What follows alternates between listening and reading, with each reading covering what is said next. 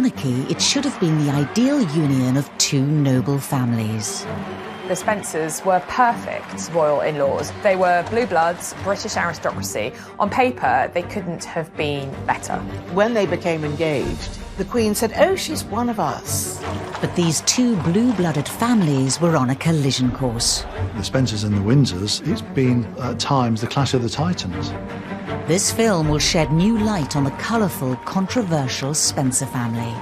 Diana's stepmother, Reine, was an absolute force of nature. Two families both very similar and very different.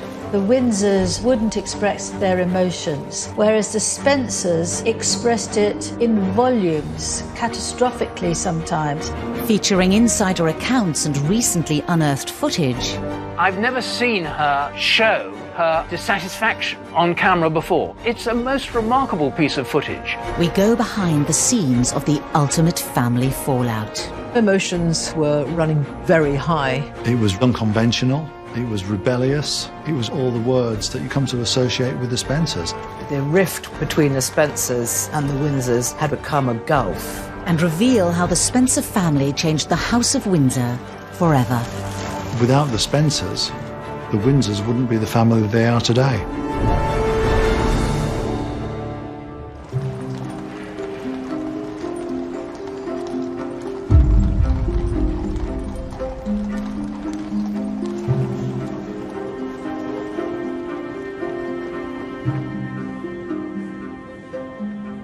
When Charles Spencer went to the pulpit, we expected it to be emotional, but his eulogy was explosive.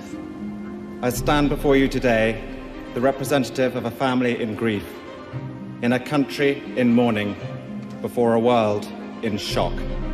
In front of the royal family and a global television audience of billions, Diana's younger brother launched into a devastating attack on the House of Windsor. I thought, oh my goodness, he's actually damning the royal family. I pledge that we, your blood family, will do all we can to continue the imaginative and loving way in which you are steering these two exceptional young men. It was critical of the monarch to her face, critical of the royal family to their faces. So that their souls are not simply immersed by duty and tradition, but can sing openly as you planned. Earl Spencer's eulogy was an extraordinary act of rebellion. For centuries, there had been a strong alliance between the Spencers and the Windsors. Charles Spencer, making this eulogy, was looking across the coffin of his sister towards the Queen. And the Queen is his godmother. That's how closely bound the Windsors and the Spencers are. Earl Spencer's emotional eulogy laid bare the differences between the Spencers and the royals.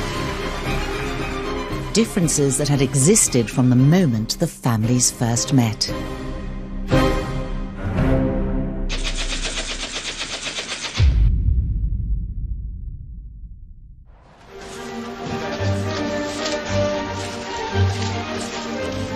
Back in 1980, the press were desperate to find out anything they could about a young English aristocrat called Lady Diana Spencer. From the moment she was pegged as a girlfriend of Prince Charles, Diana's life had been turned completely upside down. She'd gone from being just a regular girl about town, albeit a very upper-class one, to suddenly the centre of media attention. It was absolutely overwhelming. While the world might have only just learned her name, the royal family knew the Spencers well, very well.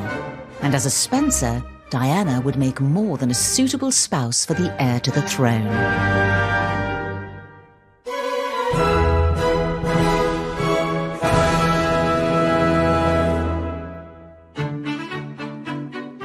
Diana came from a truly aristocratic family. The Spencers go back centuries, and had been part of the nobility of this country for a very long time.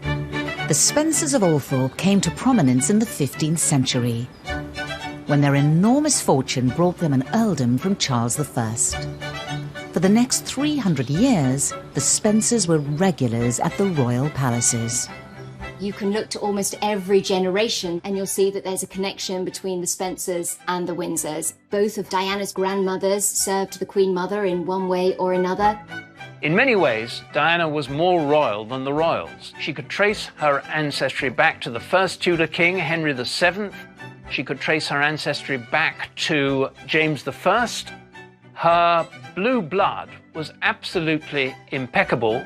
Diana was proud of her heritage. She always used to refer to the House of Windsor as the Germans because her family, the Spencers, had been in Britain for many, many years before the Windsors moved from Germany. So there was that kind of generational snobbishness that her family was, if not as grander than the royal family.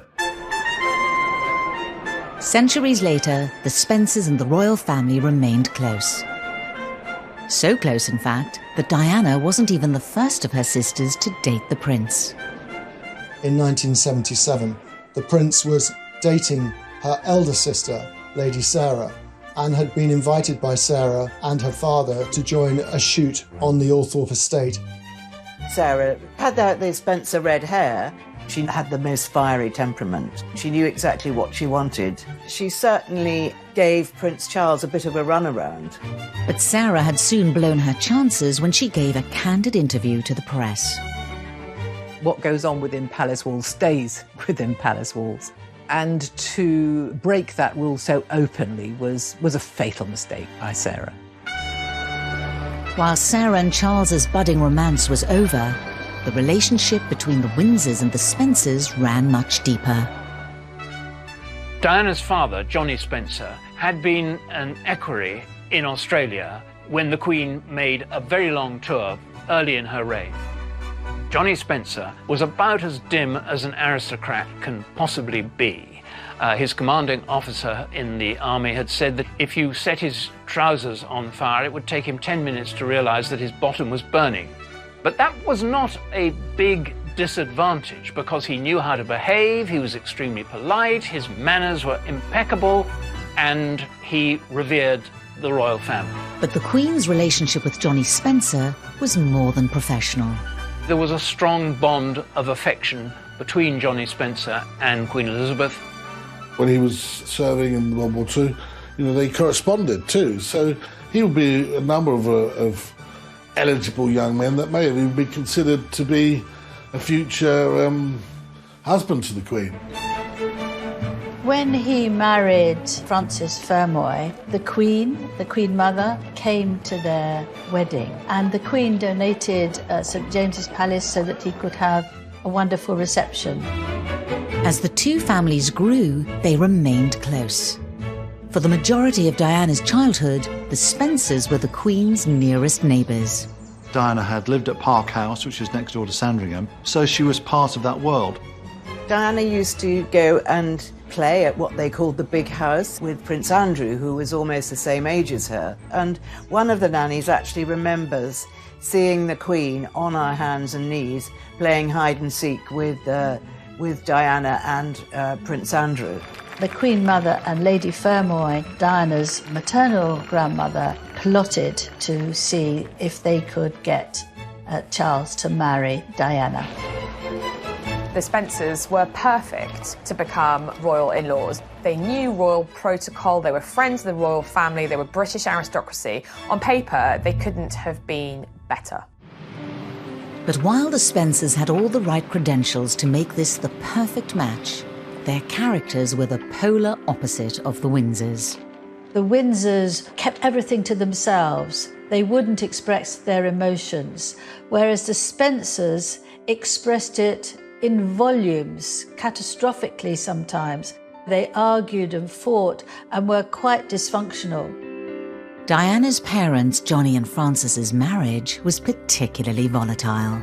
Johnny Spencer was always seen as a gentle sort of figure. That was his public image. But behind closed doors, he did have a temper on him, and Frances too was very forthright, and the two clashed.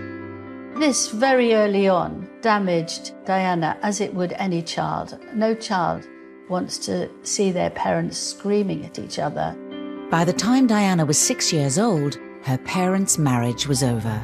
The divorce was one of bitterness and acrimony. The family was split. Diana's grandmother testified against her own daughter in favour of Earl Spencer. He won custody of the children, which was very unusual in those days, and Diana was deeply affected by it, to the point where she almost stopped speaking, and it's something which stayed with her all her life. Then in 1976, Althorpe House gained a new, suitably extrovert resident, Diana's stepmother, Rain. Rain was an absolute force of nature. She was a remarkable creature in many ways, famous for this sort of coiffed helmet of hair. She was a massive social climber. Her mother was a very colourful character. She was the Mills and Boon writer Barbara Cartland, who really turned Rain into a sort of a project, really. Rain, she was determined, was to marry well.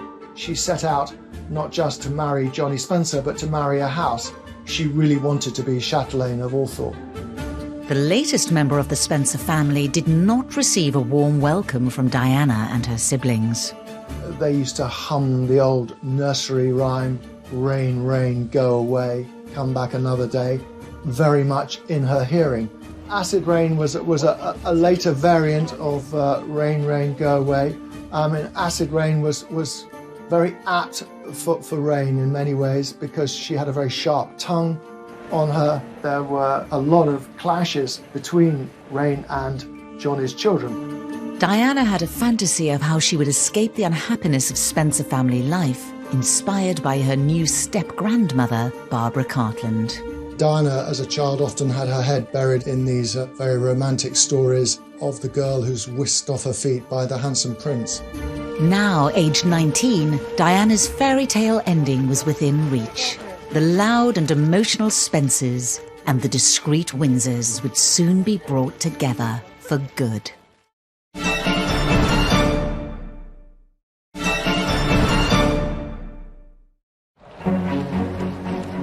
By February 1981, after just 13 dates, Prince Charles was ready to pop the question to the eminently suitable Lady Diana Spencer. Charles invited her down to Windsor Castle, and they were in the nursery. And he just asked her, would you like to marry me? And she said, "Oh, yes, please." It was just the ultimate dream for her.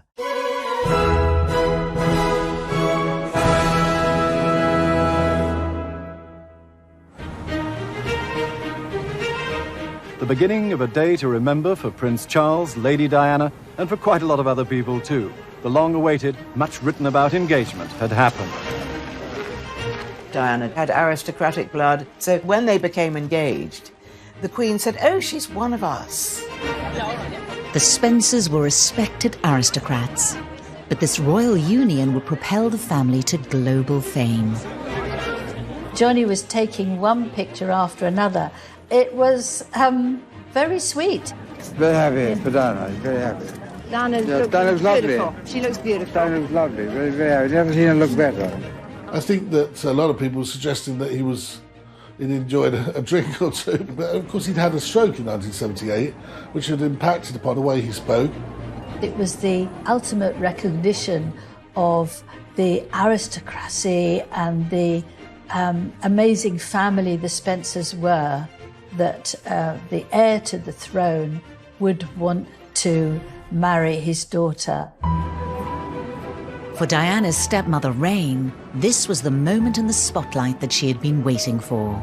Rain wanted to make herself known and so wore a white mink coat so the cameras could focus on her straight away. She was now irretrievably linked to the royal family. She certainly had arrived. People wanted to hear not just from the Queen and the royal family, but from the Spencers. Lady Spencer, what are they going to do now? What are their plans now? When are they going to get married, and where will they go and have their honeymoon, and where will they live? Well, I think so much has got to be decided. There's so many imponderables. The weddings, I think, has been announced will be in July, but no date has yet been fixed. For the obvious reasons, there's so many people's engagement books to rearrange. While Diana's father was over the moon his daughter would be a royal bride, her mother Frances was wary. What effect do you think it will have on her now that she's going to become a member of the royal family? Do you think it will be easy? It's a very hard question to answer, isn't it? Because it's an unknown world for her. Looking at a mother talking about the prospect of her daughter marrying Prince Charles, you would expect joy, positive energy. What we see here is something almost quite the opposite.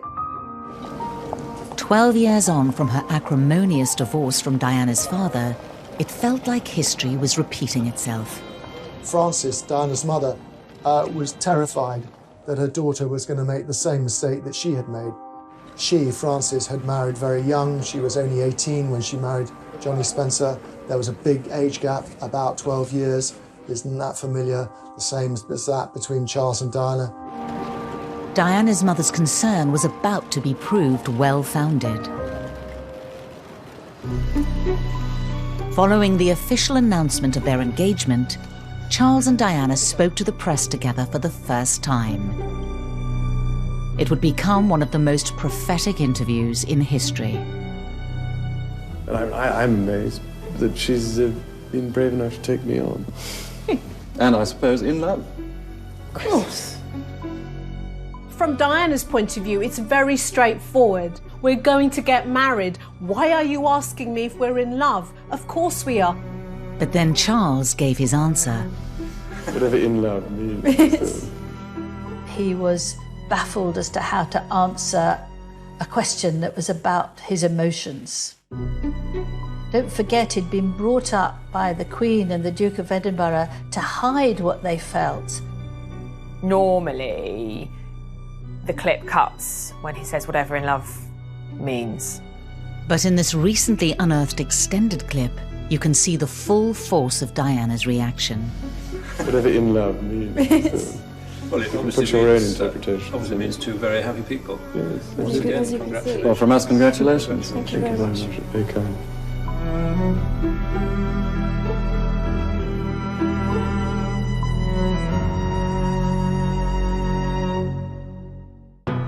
God, it's incredible looking at that now.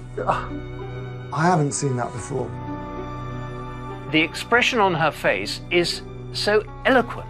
I've never seen her show so clearly her dissatisfaction with him on camera before. It's a most remarkable piece of footage. The silence between the two of them hangs terribly heavily. Diana realised she couldn't be a Spencer and show what she felt. She had to be a Windsor and keep it all under wraps. You can actually see the light go out behind her eyes. She felt almost her world collapse.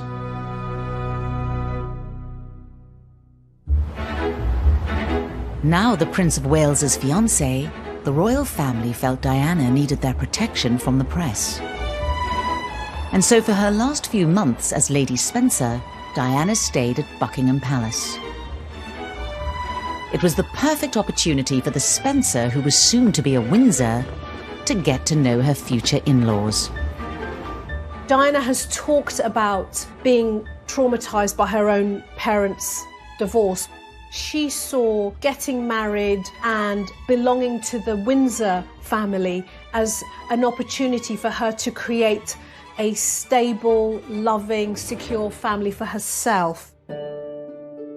Moving into Buckingham Palace would have been quite a shock to the system. Prince Andrew was away in the Navy, Prince Edward was away at school, the Queen and Prince Philip, of course, were in residence, but royals don't just drop in on each other. Diana complained about her life at Buckingham Palace as being very lonely. She felt isolated. Diana had serious cold feet. She said to her sisters that she was going to call the wedding off. And the sisters said, "Too late, Dutch," which is their nickname for Diana.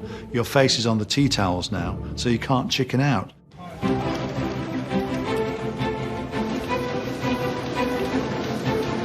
While the world got ready for the wedding of the century, the fractured Spencer family became a national talking point. One of the issues was over whether Barbara Cartland, she was the mother of Diana's stepmother, would receive an invitation. Barbara Cartland, the romantic novelist who looked like a huge pot of candy floss, was an embarrassment. There was lots of toing and froing about whether she would be invited to the wedding, which of course she probably should have been, but she wasn't.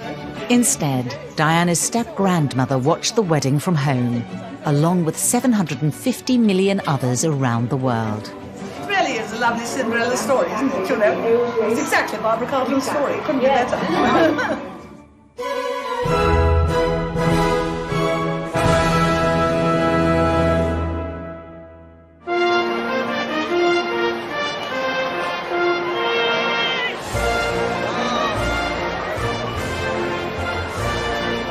I can say a word. May I say a word? Please do. Yes. The Spencers have, through the centuries, fought for their king and country. Today, Diana is vowing to help her country for the rest of her life. She will be following in the tradition of her ancestors, and she will have at her side the man she loves. He was identifying the Spencers and the royals and saying that to bring them together, to unify them, was an act of patriotism. Are you at all apprehensive about today? Not in the least. I'm looking forward to every moment of it. Johnny Spencer could barely contain himself on Diana's wedding day. As Diana said to me, he was waving himself stupid. He loved it. There were two reasons why everyone was looking forward to the moment Diana emerged from that carriage. One, of course, was to see Diana in the wedding dress, and the other was to see how Johnny Spencer, her father, would cope with that walk up the aisle. Earl Spencer's stroke greatly affected his mobility. Now, the steps at St Paul's Cathedral are precarious on a normal day. Once they'd navigated the stairs, then it was about a 3.5-minute walk down the aisle.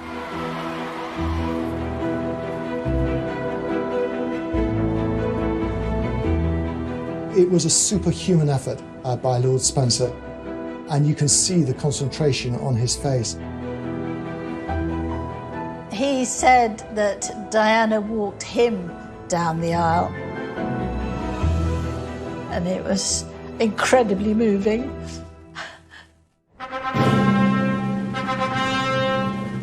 They get to the altar where Prince Charles is, and Johnny Spencer kind of sort of stays there. I imagine for the poor television cameras it must have been a nightmare. Here was one of the prime shots, and Lord Spencer was sort of blocking it. Just over an hour later, Diana Spencer became a member of the royal family. Prince and Princess of Wales. The Spencers and the Windsors, two families so close throughout British history, were at last officially tied. What a moment for any parents.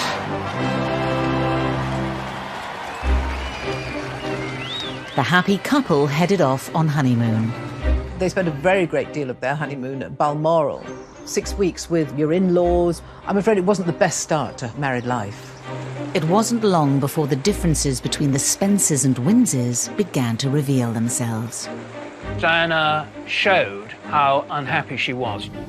The Queen really had no time for what she regarded as a sort of self-indulgent, emotional stuff that Diana was pulling on the royals, and she said that Diana would have to buck up. Then on the 21st of June 1982, the Spencer and Windsor families were irreversibly joined together forever. By royal proclamation, the birth of Prince William was announced. For the Spencers, their blood is in the future King of England, so their place in history is assured. Diana's mother Frances and her sister Jane rushed to the hospital, where they were the first of the extended family to see the new royal baby. Minutes later, the other happy grandmother arrived, the Queen.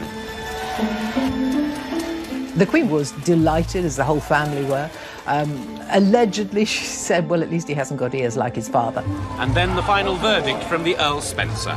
Good morning, sir. Can you tell us how you're... Good morning. How is she? Very well indeed, thank you. Johnny Spencer was absolutely exuberant. Lovely baby, really super baby, you know. Not a little puckered-up face too, a really good one. Hello, how are you? He was, of course, now grandfather to a future king, and an aristocrat would understand exactly what that meant. It's good news. There was even better news in store for Diana's stepmother, Reine. The Queen was coming to Althorpe for tea.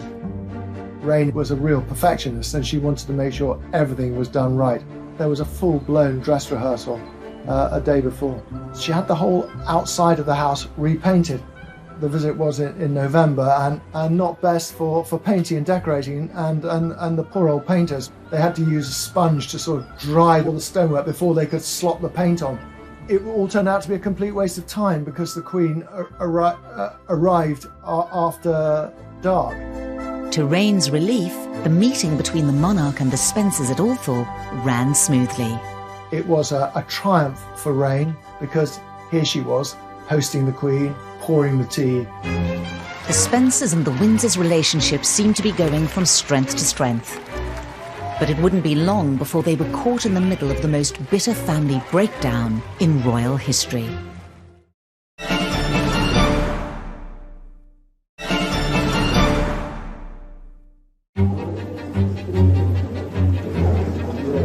The House of Windsor and House of Spencer were forever linked in 1982 with the birth of Prince William. When Prince Harry came along on the 15th of September 1984, the Spencer family blood was suddenly coursing through the veins of the second and third in line to the British throne. Like any father, Prince Charles was keen to introduce his two sons to each other at the first opportunity. And so it was that Prince William was led by the hand back to the room where he was born 2 years ago. Unlike his brother, Harry seemed to have inherited those striking Spencer looks, something Prince Charles clocked straight away. He's alleged to have said, "My goodness, you know, he's got red hair." And that was clearly a remark aimed at the Spencer family. Their distinctive hair was already visible. At the entrance to Kensington Palace, the Prince and Princess and their baby arrived from the hospital at speed and swept in without stopping. Then, less than an hour later, Prince Charles left to play polo, something most new fathers would hardly dare to suggest. The news that he had more or less dumped Diana and Harry at Kensington Palace and hurried out to play polo seemed astonishing, but that was often the royal way. This couldn't be further from the family life young Diana Spencer dreamed of when marrying her prince and joining the House of Windsor. I think that Diana had completely different views of what being a Windsor wife was to her husband. To Charles, it was all about duty. It was about producing the heir and the spare, which she had done. I think she felt that perhaps her life was very much of secondary importance at this stage. From Diana's point of view, I think what she wanted was warmth and emotional connection and security, all the things that fell apart for her when she was growing up.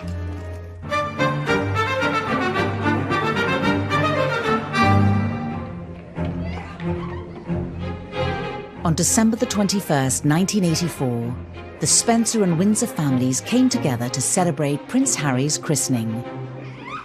In true Windsor style, any problems Charles and Diana were having were pushed to the side.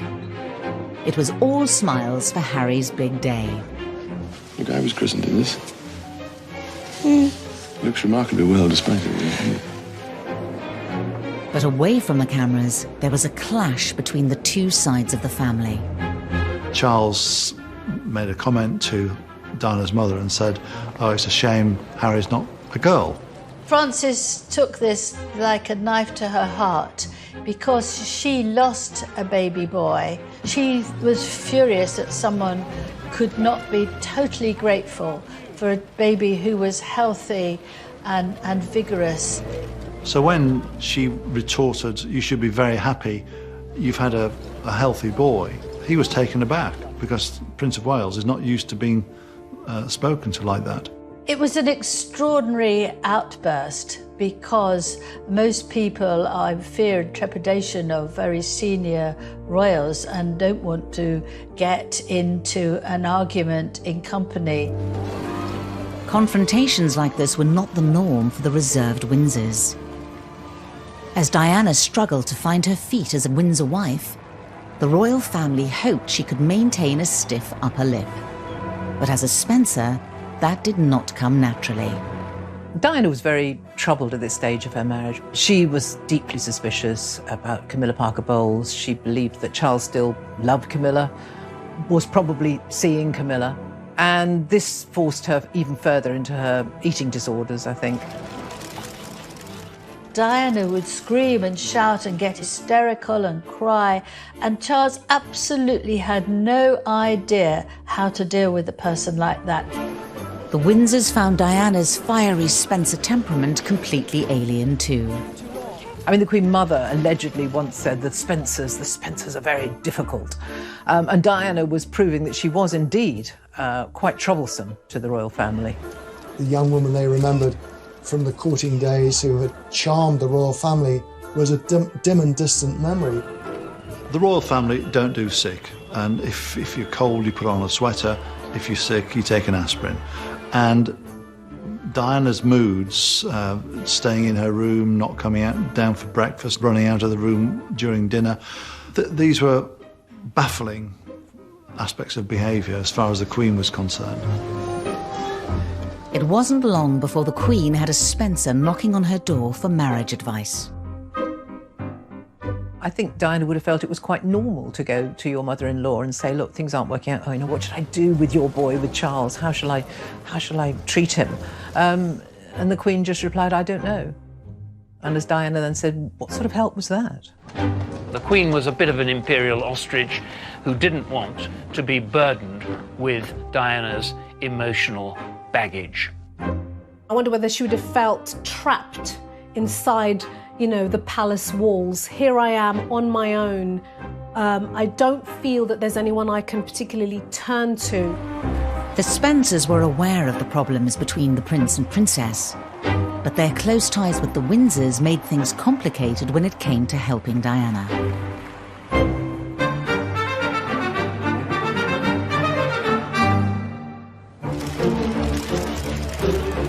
Diana's sister, Lady Jane Fellows, was very close to the Windsors indeed. Her husband was on the royal payroll.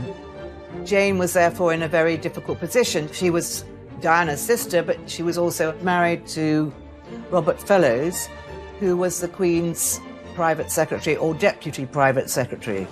There was one moment when Diana and Charles had a disagreement. And Diana, again, desperate to get her husband's attention, she got hold of his penknife and scratched herself. And the next day, she showed her sister Jane and said, it was so awful, we had such a fight, and this is what I did. And Jane's reaction, far from being sympathetic to Diana, says, you can't let the side down. You've got to show a stiff upper lip. What Jane means is that you can't let the side down, meaning the royal family, the institution, her own family. The Spencers were desperate for the marriage to work and powerless to intervene when it came to matters within the royal household. There wasn't a huge amount that the Spencer family could do for Diana, except for being there and offering her support. She was incredibly close to her older sister, Sarah. With Sarah, I think she could pour her heart out and hopefully get some kind of support, advice, guidance, or just an arm round her shoulder. Diana's father felt rather helpless when it came to trying to offer solutions to Diana. What could anyone do? She was married to the future king. Beyond the loving words and the loving hug of a father, there wasn't much he could do. Among the Windsor children, there was one person who never seemed to warm to the idea of a Spencer joining the firm: Princess Anne. Tricky would be the best word to sum up the relationship between Anne and her sister-in-law Diana. Give us any word about Diana. Any word about Diana? I don't know, you tell me. And she didn't like the way she went about her engagements, all that touching and holding hands, That was an anathema to Princess Anne, who was very formal and slightly haughty in the way that she went about her official business. And Diana basically just distanced herself from Anne because she found Anne very brusque. And Anne couldn't be bothered to deal with Diana's histrionics. She thought, well, if Diana's, getting all upset about this, it's too bad. The Queen Mother's traditional Windsor values never wavered either. Charles's greatest support in life was the Queen Mother, his devoted granny. And I think the Queen Mother, she probably saw Diana as another Mrs. Simpson, somebody who might conceivably pull the monarchy down. I remember Diana told me that she found the Queen Mother intimidating, and that she was, rather wary of her. The Queen Mother probably would have felt that Diana should just put up with it, get on with it. That would be her attitude. The Queen Mother counted Diana's grandmother as a close friend and confidant. She was also a useful Windsor ally in the Spencer camp. Lady Ruth Fermoy, Diana's maternal grandmother, had served as a lady-in-waiting for the Queen Mother, and she was very much of the same era in terms of her thinking divorce was not an option. She knows that Diana is unhappy in the marriage with Charles and desperately unhappy, but effectively tells her to get a grip, suck it up, and stop crying. She sides with the Windsors over her own granddaughter. But there was one Windsor who didn't toe the family line. Royal rebel Princess Margaret. Diana and Margaret were great pals. First of all, they both lived at Kensington Palace, so they were neighbours. But I think Margaret, perhaps more than any other member of the family, really understood what Diana was going through. She had been the tragic figure in years gone by that perhaps Diana was becoming. She'd had her heart broken by not being allowed to marry a man she'd fallen in love with, Captain Peter Townsend, because he was married and then divorced. Princess Margaret understood what it was like to be confined and constrained by the rules and protocol of belonging to the House of Windsor. Both families encouraged Charles and Diana to keep up appearances throughout the 80s. The Spencers and the Windsors were united in trying to keep the Waleses' marriage together. There was very much a sense on all sides that the marriage of the heir to the throne could not fail. But eventually the cracks started to show. All the press attention was focused on the couple's attitude to each other as the gloomy winter evening closed in. Rumours of marriage problems put their relationship under intense public scrutiny. I think it must have been horrific for Diana, actually, to continue this public persona when inside she was falling apart and her marriage was crumbling. But worse was to come. In the early 90s, the marriage that joined the two families would reach new lows, with scandals shaking the foundations of both the Spencers and Windsors.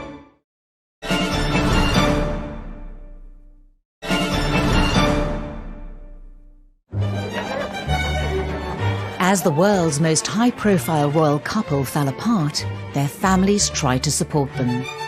Diana's Spencer siblings rallied round. Diana especially was close to Charles, so she was thrilled when he was getting married for the first time and agreed that Prince Harry should be a page boy.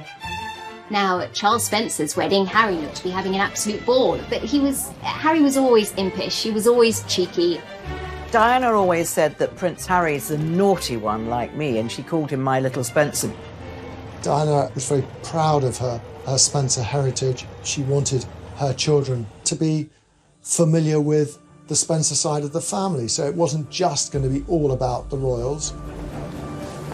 1992 was set to be a difficult year for the Windsors, with 3 royal marriages in trouble. An unhappy Diana turned to her own family more and more, but the Spencers also had a terrible year. I mean, 1992 really was bookended by sadness and tragedy. The death of Diana's beloved father in March that year.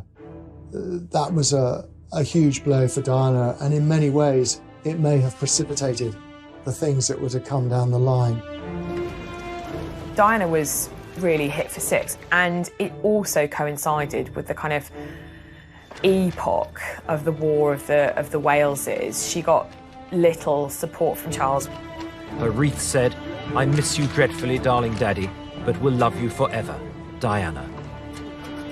I think she relies on Sarah, Jane and Charles, her three siblings, as you would at a parent's funeral. Then, just 3 months later, the release of Andrew Morton's now infamous book rocked the royal family.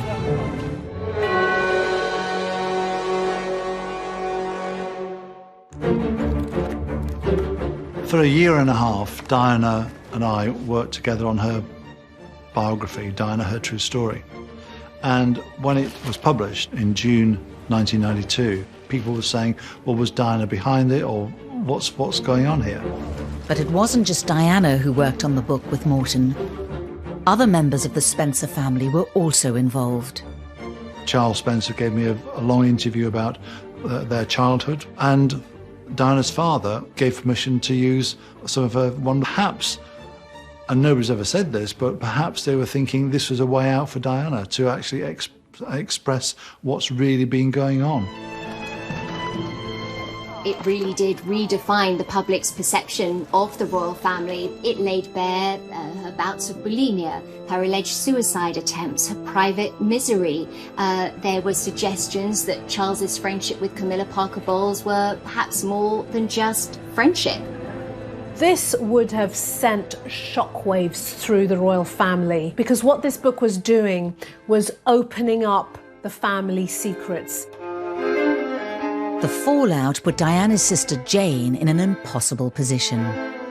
I think Jane Fellowes' loyalties were torn, but she had to side on the side of the monarchy because her husband was the Queen's private secretary. Prince Philip had a good relationship with Diana.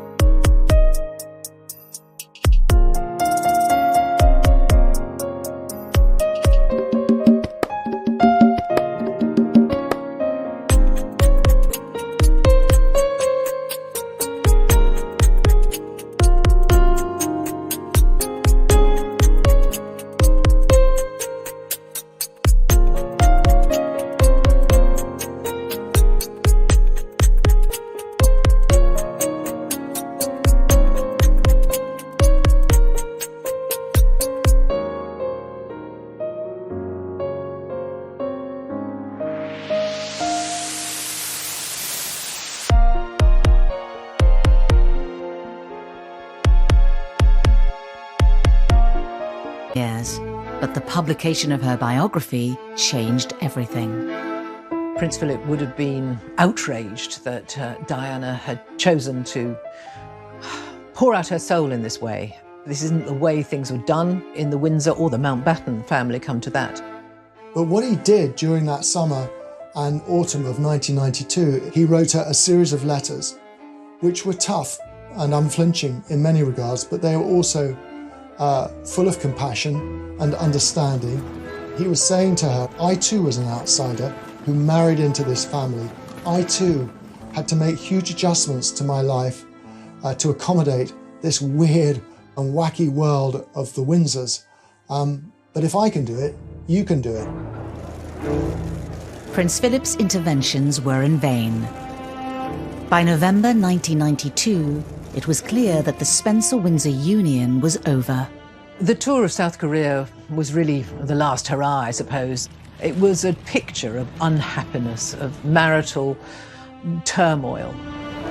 On the 9th of December 1992, the inevitable announcement was made by Prime Minister John Major. It is announced from Buckingham Palace that, with regret, the Prince and Princess of Wales have decided to separate. Within days, the Spencer family took sides. As the marriage completely unravelled and the awful years that followed, they were immensely loyal to Diana. When Diana separated from Prince Charles, she came to rely a lot more on her big sister, Sarah. Sarah becomes a sort of de facto lady-in-waiting, and she trusts Sarah to be at her right-hand side when she's on official visits abroad. She feels very safe with Sarah. Charles Spencer was also quick to put family first. I think after the separation, Diana was unsure whether she should stay at the palace or should she move out, or where could she go, when her brother, Charles, her younger brother, offered her a garden house which was on the Althorpe estate. It would offer her a great deal of privacy, away from the cameras, and a new start, really. And she was very excited about this. But the plan was stopped in its tracks. Lord Spencer came to the conclusion that having the whole razzmatazz that goes with Diana right on his doorstep was not going to be such a good idea. So he ended up saying no. Well, Diana, of course, was deeply let down. She was devastated. She couldn't believe her brother had said no to her. And for a while, the relationship between Charles Spencer, that is, and Diana was in the deep freeze. This was a Spencer tendency. They would have explosive arguments with one another and not talk for a very long time and then get back together. And Diana fitted into this box absolutely. Charles Spencer's relationship with his sister was eventually repaired. But in 1995, he was contacted by BBC journalist Martin Bashir, who said he wanted to share some concerns he had about Diana's safety.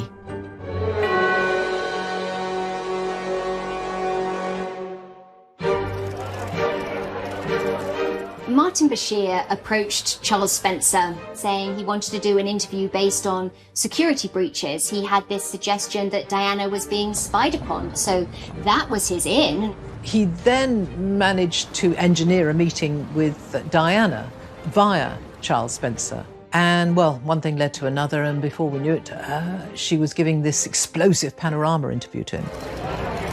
The historic interview that eventually aired on the BBC was watched by 23 million people in Britain alone. Panorama was jaw-dropping from beginning to end. Every sentence that came out of Diana's mouth was extraordinary. Do you think Mrs. Parker Bowles was a factor in the breakdown of your marriage? Well, there were 3 of us in this marriage, so it was a bit crowded. I actually knew most of it because I'd had long conversations with Diana, but what I didn't know is that she was going to question whether Prince Charles was fit to be king, whether indeed he wanted the top job, as she called it, whether he was cut out for it. That was the dagger through the heart as far as the palace was concerned. And because I know the character, I would think that the top job, as I call it, would bring enormous limitations to him. And I don't know whether he could adapt to that. Charles Spencer had unwittingly set the wheels in motion for his family's biggest betrayal of the Windsors yet. So even though Charles Spencer introduced Princess Diana to Martin Bashir, he didn't know what the eventual documentary contained. No one did. He sat down to watch it with his mother at Althorpe, and I think was as agog and as aghast as everybody else was in the country by what Diana had to say. It's kind of common courtesy within the family to let the Queen know if you're going to give an interview. And for Diana to do that, it really was an atom bomb. She lobbed a bomb into the kind of royal family and just watched it kind of go off. One of the rare occasions when the Queen intervened, because she does try to stay out of the private affairs of her family, but this time she wrote to Charles and she wrote to Diana and she said, get a divorce. On the 28th of February 1996, Diana agreed to a divorce. The 15-year relationship between the Spencers and the Windsors was all but over. She's said to be inside Kensington Palace, very sad and very pensive, according to friends. A royal divorce for the second in line to the throne. This is monumental. You know, this is the breaking up of the fairy tale marriage that they had delivered to the nation. In many ways, there was a sense of relief from the Windsors that the divorce had come about. For Diana's siblings, there was a relief too, because they had sort of been drawn into the vortex of the Diana-Charles saga for so many years. I think everyone was worried about her, how she was going to cope in this sort of post-divorce world. You know, she'd been stripped of her royal title. What was she going to do? She had to find a new role for herself. And as the families began to slip apart, Diana embraced her freedom from the Windsors. No one could have predicted the tragedy that would force them back together.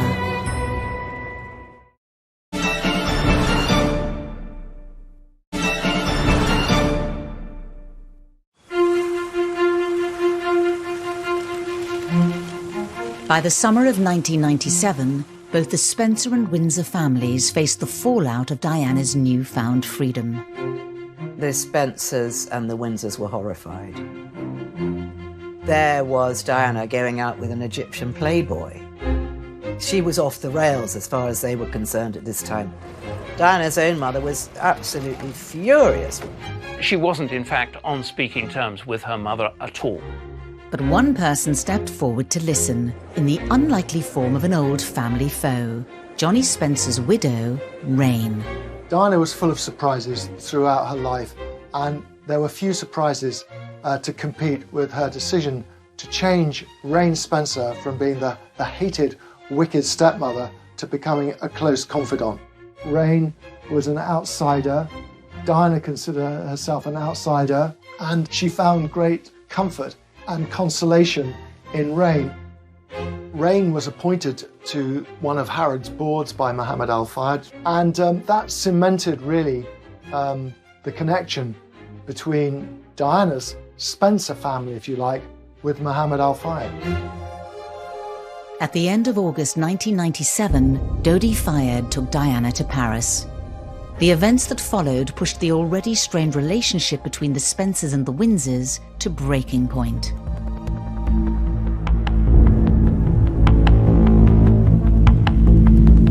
The Mercedes in which the princess had been travelling with Dodi Fayed. The driver lost control. The car span overturned and hit a pillar. News leaked out slowly to the Spencer family, and it wasn't clear whether Diana was alive or dead. Diana's mother was sitting at home in Scotland waiting. She gets one phone call, Diana's been injured, doesn't get another word. It was a terrible ordeal for the whole family to go through. Just this gradual seeping under the door of information. At 4 a.m, Diana was officially pronounced dead. The British ambassador phoned Balmoral to tell the royal family the news. As far as Prince Charles was concerned, when he heard the news at first, he was absolutely horrified, and he said everybody was going to blame him. But more than that, feeling this was going to have a disastrous effect on the monarchy itself. Prince Charles had made a decision, against the Queen's wishes, to go to Paris with Diana's sisters, Sarah and Jane, to bring Diana home. Charles fought for Diana more strongly after her death than he had done in her life. It was a strange irony. Thrown together in grief, the Spencers and the Windsors had less than a week to make arrangements. There was quite a tussle between the Spencers and the Windsors as to what kind of funeral they wanted. Is she a member of the royal family? Is she a member of the Spencer clan? Is she royal? She's no longer HRH. She's divorced. I mean, who is she? There was a huge falling out, certainly between Charles Spencer and the Prince of Wales, and they had a big verbal altercation on the telephone. So much so, the Prince of Wales ended up hanging the phone up on Charles Spencer.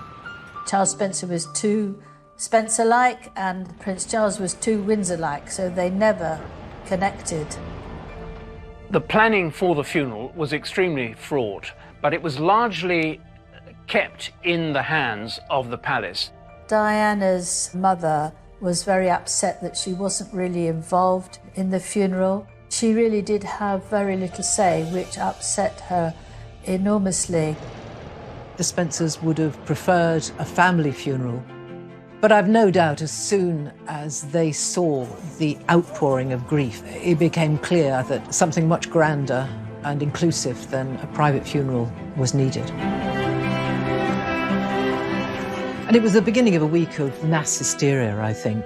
We went collectively into hysterical mourning about the loss of the princess. There was a kind of paralysing inactivity at the heart of the royal institution. Nobody really quite knew what to do or how to play it. And the Queen fell back on protocol, on tradition. People asked the mother of the nation to show that she was the mother of the nation, whereas her response was to be the grandmother to the boys and to stay in Balmoral.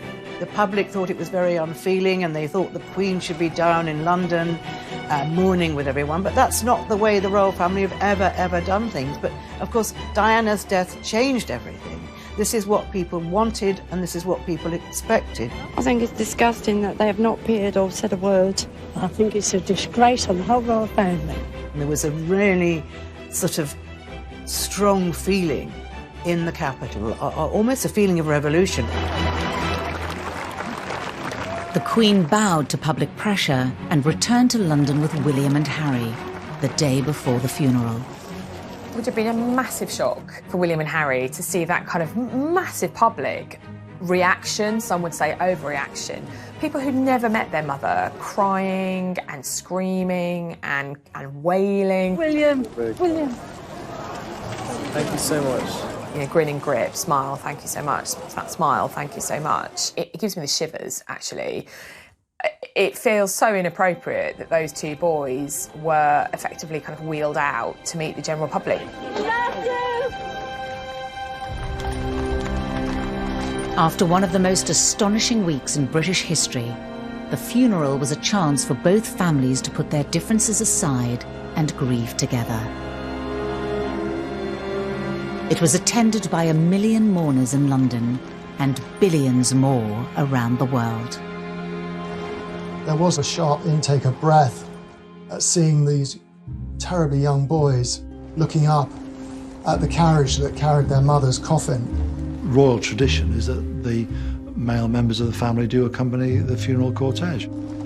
Prince Harry told me, looking back, it was absolutely terrible that they would do this for a 12-year-old boy. This is, of course, a Windsor decision, not a Spencer one, to make him walk behind his mother's coffin. Oh, I get emotional. And to have to share his grief with millions of people who were crying and thinking they knew her. She was my mother. They didn't know her. She was mine. And he said he had to clasp his hands and dig his fingers into his palm so that he didn't cry.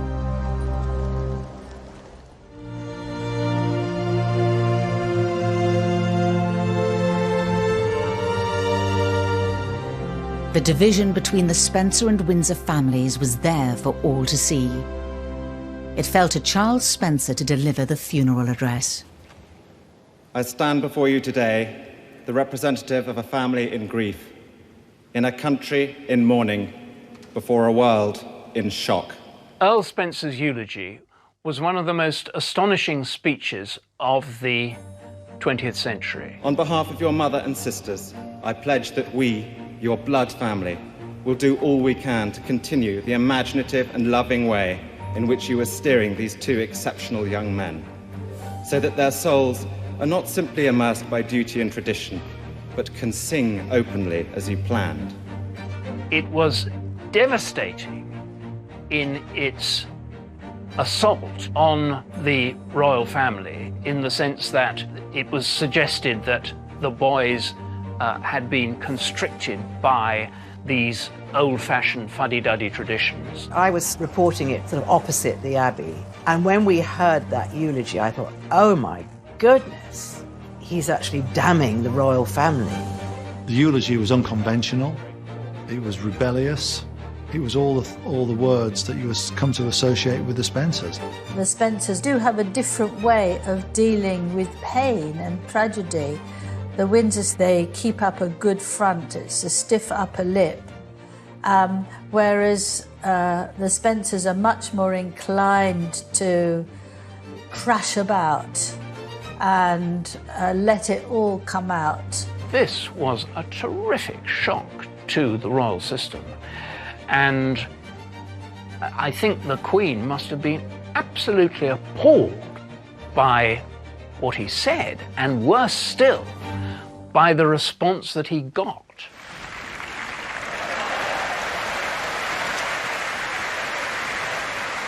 Just as he finished, there was a sort of noise in the Abbey, and it sounded almost like hailstones on the roof, but actually it was people clapping outside, and that sound swept into the Abbey until the people at the front, the royal family, such as Prince Charles, Prince William and Harry, they went along with it too and started applauding him too. The only people that didn't, that I could see clearly didn't, were the Queen and the Queen Mother. And the Queen is his godmother. That's how closely bound the Windsors and the Spencers are. And I think it was extremely courageous of the Earl to make his feelings so pointedly known. This was a rapier thrust from her own godson, and I think the Queen was quite shaken by it, actually. It was possibly the most audacious eulogy in front of the Queen for hundreds of years by a member of the aristocracy.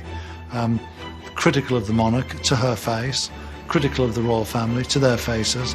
It was an extraordinary kind of act of rebellion. After the scathing attack, as the Earl reclaimed both Diana and her sons so publicly to the Spencer family, could the Spencers' relationship with the Windsors ever recover?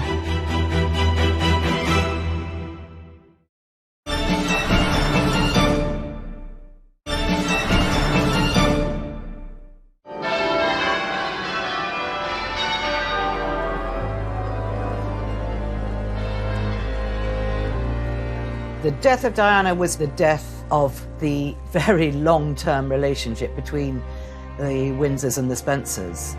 There was such bad feeling. The relationship between the two families was very much broken for a long time. After the funeral, Diana was taken back to the Spencer family estate at Althorpe to be buried. Charles Spencer, said, "She's a Spencer, she's come back home."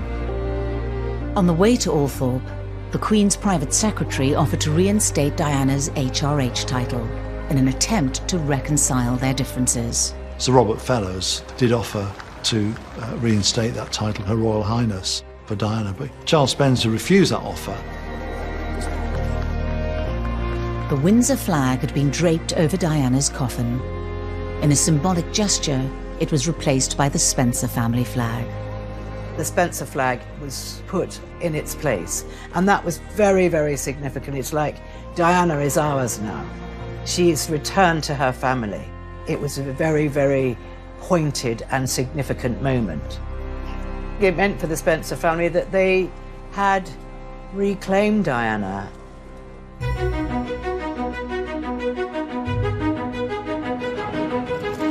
The Spencer and the Windsor families will always be linked by William and Harry.